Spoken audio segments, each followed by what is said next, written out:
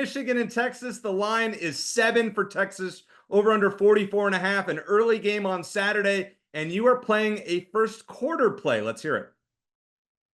Yeah, I'm going to back the Longhorns in the first quarter, -1.5. To me, this projects as a spot where I think Texas is ultimately at least able to get into field goal range and put some points on the board. I think it's going to be a little slower moving for Michigan. I think it's going to be slower really on both sides of the ball potentially, but I do think Texas will have a nice scripted drive out of the locker room, putting themselves in a decent spot. The question marks I have are going to be for that Michigan offense. I think Michigan is certainly going to be competitive defensively, but I ultimately like what Texas is able to do. I think they've got great offensive depth there and really going to put some pressure on that Michigan offense. So for me, first quarter -1.5, rather than worrying about winning by a touchdown or 2 possessions later in the game, I think Texas has a great shot of winning the first quarter.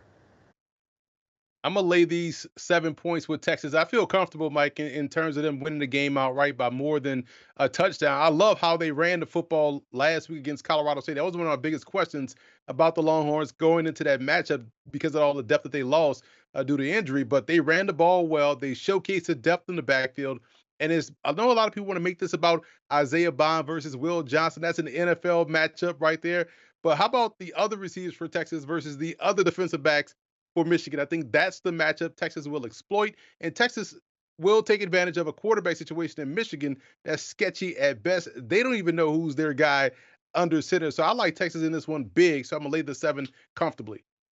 Yeah, I'm going to lay it too, Emory. What you need in a spot like this, going to Ann Arbor, playing a good defense, is a quarterback who's been through it. Now, EC, separate a long shot sleeper play with the way I'm handicapping this game, because the way that I'm handicapping this game is actually to put faith in Quinn Ewers. It's to look at Quinn Ewers and what he was able to do, in Tuscaloosa, Alabama, leading the Longhorns to a win against the Crimson Tide. And so I just think that if you can go and do that, if you can play in these high-stakes Big 12 championship game and show out, if you can overcome a rough start and lead the Longhorns back, nearly winning against Washington in the semifinal last year in the College Football Playoff Invitational, I just think that you've got what it takes. And as Emory mentioned, you cannot trust anything resembling consistency from the Michigan quarterback situation. So I like Texas to be able to win this game because they think they have more answers in those gotta have a score drives. All right, Chip, I get where you're coming from, but you know what? I really like the initial line. It was 3.5 in the preseason, now up to 7.5. I am out on that. I will just play the under 44.5 because dating back to 2022, Michigan has given up 17 or more to an opponent, 17 or less in 14 of their 16 home games to their opponent. The last time they gave up 28 or more at home was in the shortened 2020 season. So that's not happening with Texas here.